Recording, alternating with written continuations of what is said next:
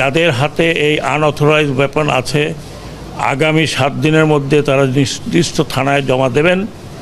যদি জমা না দেন তাহলে দুইটা চার্জ লাগবে। একটা হচ্ছে অবৈধ ওয়েপন আর একটা হচ্ছে সরকারি নিষিদ্ধ ওয়েপন আপনাদের হাতে।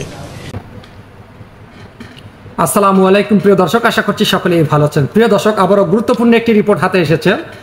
স্বরাষ্ট্র উপদেষ্টা একটি ঘোষণা দিয়েছেন। স্বরাষ্ট্র উপদেষ্টা বলেছেন 7 দিনের সময় দিয়েছেন আওয়ামী লীগের নেতাকর্মীদের, এর মধ্যে অস্ত্র জমা দিতে হবে। মিছিল মিটিং অনেক হয়েছে, শিক্ষার্থীর যে আন্দোলন তার ভিতরে পুলিশ, আওয়ামী লীগের কিছু নেতাকর্মী এবং বিভিন্ন দলের নেতাকর্মীরা শিক্ষার্থীর উপর গুলি চালিয়েছে, সেই ভিডিও ফুটেজে এটা দেখা গিয়েছে দর্শক। আর তার উপরে একটি বক্তব্য দিয়েছেন, 7 দিনের সময় দিয়েছেন, 7 দিনের মধ্যে অস্ত্র জমা দিতে হবে। যদি অস্ত্র জমা না দেয় তাহলে তিনি আইনগত ব্যবস্থা নেবেন।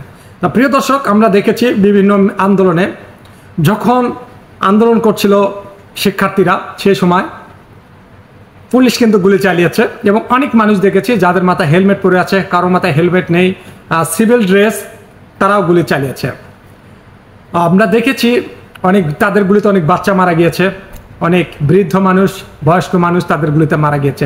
এখন সে পিস্তলগুলোর লাইসেন্স আছে কিনা সেটা একটা দেখার বিষয়।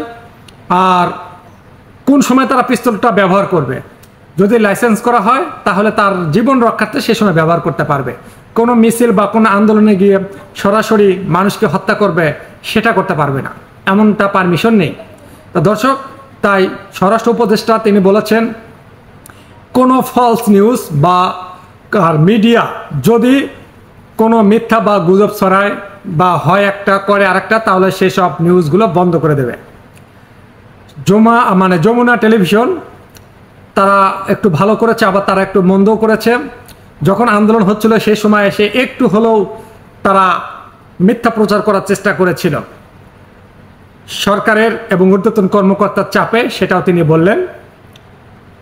কারণ ঊর্ধ্বতন কর্মকর্তারা বিভিন্ন নিউজ মিডিয়াকে হুমকি দিয়েছিলেন যে সে চ্যানেলগুলো দেশে চলতে দেবে না, বন্ধ করে রাখতে হবে বা বন্ধ করে দেবে, যার কারণে তারা এই উপায় বেছে নিতে বাধ্য হয়েছিলেন।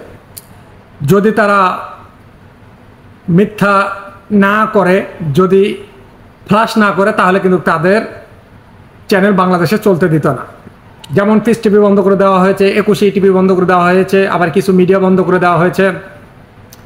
আপনারা দেখবেন অনেক মিডিয়াকে গুলি করে মারা হয়েছে, সাংবাদিককে গুলি করেছে, অনেক টর্চারিং করেছে। তা সবারই তো জীবনের ভয় আছে, আর জীবনের ভয়ে অনেক কিছু করতে পারে। তাই এখন যে গণমাধ্যমগুলো আছে তাদেরকে সেই সাহস দিয়েছেন, সেটা স্বরাষ্ট্র উপদেষ্টা হোক বা সরকার হোক বা দেশের কোনো রাজনৈতিক নেতা হোক, যা সত্য তাই প্রচার করতে হবে, একটুখানি কোনো এদিক ওদিক যাতে না হয়। দর্শক, স্বরাষ্ট্রমন্ত্রী আরও অনেক কথা বলেছেন যে আনসার বাহিনী আছে, তাদের কাছে সাধারণ অস্ত্র থাকবে, তাদের কাছে সেই যেমন AK-47 আরও তেজস্ক্রিয় কিছু অস্ত্র আছে, এসব থাকবে না। পুলিশ সদস্য যারা আছে, পুলিশ সদস্যর কাছে নর্মাল অস্ত্র থাকবে, হাই লেভেলের কোনো অস্ত্র থাকবে না। যে অস্ত্র খুবই মারাত্মক, সেনাবাহিনীর হাতে যে অস্ত্র থাকার দরকার সেটা রাখবে, বিজিবির কাছে যে অস্ত্র থাকার দরকার সেটা থাকবে। তাছাড়া অন্য কোনো ভয়ঙ্কর এবং অগ্নি অস্ত্র থাকবে না। তিনি এমন সাক্ষাৎকার কিছুক্ষণ আগে দিয়েছেন। আর দেশের সরকার যতদিন দেশের মেরুদণ্ড সোজা না হবে বা দেশের মেরুদণ্ড সোজা করতে যে কদিন সময় লাগবে, ঠিক সে কদিনই থাকবে, তার বেশি থাকবে না, তারা কমও থাকবে না। যত দ্রুত সম্ভব তারা, যিনি সরকার আসবে ভোটে নির্বাচন হয়ে, তার হাতে ক্ষমতা দিয়ে তারা চলে যাবে।